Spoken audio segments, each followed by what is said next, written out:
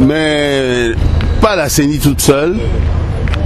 Tous ceux qui ont été concernés par ces élections et en premier lieu les acteurs politiques. Et c'est là que nous pouvons dire que le Togo vient de franchir un grand pas, celui de faire en sorte que, à l'occasion d'un scrutin, on arrive à une plateforme de consensus et où tout un chacun se dit allons-y, accompagnons nos populations et faisons en sorte que nous puissions d'abord placer les institutions, placer les hommes et nous attaquer aux problèmes qui sont les nôtres. Il ne faut pas se voiler la face. Les problèmes du Togo sont nombreux, mais il suffit d'avoir un peu de volonté. Il suffit d'avoir un peu de confiance. Qui aurait pu dire que le CST Arc-en-Ciel puisse se présenter à la veille d'une élection et obtenir tant de sièges?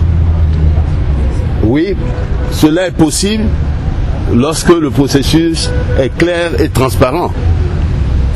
Cela veut dire que maintenant que ceux qui ne sont pas encore au sein de la CENI pour participer à l'organisation, pour faire démocratiser notre processus électoral, maintenant que nous sommes tous là, nous pouvons dire que nous avons un bel avenir démocratique devant nous. Bientôt, ce sera les élections locales et je pense que, étant donné que les élections locales sont importantes, parce qu'il s'agit du développement à la base, donc c'est le peuple profond qui sera concerné dans le développement.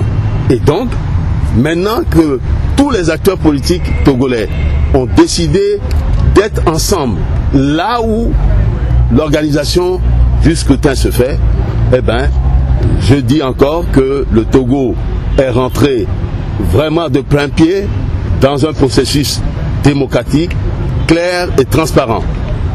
Je ne dis pas que tout est fini. Aucune œuvre humaine n'est parfaite. Aucune œuvre humaine n'est parfaite. Mais on peut la parfaire quand on est ensemble, la main dans la main.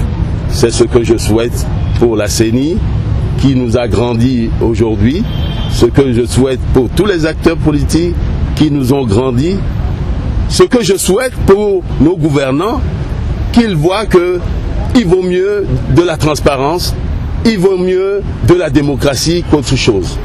Et l'alternance, c'est sûr, l'alternance pacifique arrivera au Togo, sinon qu'il est déjà arrivé.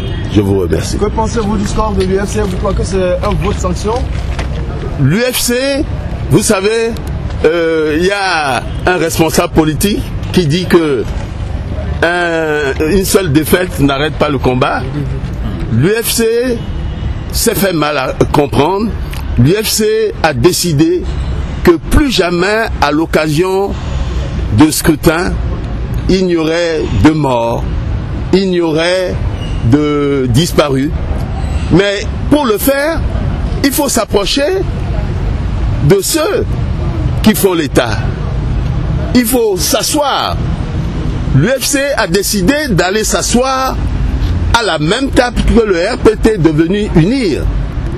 Oui, parce que l'UFC, contrairement au passé, reconnaît que UNIR ou RPT, il s'agit de Togolais.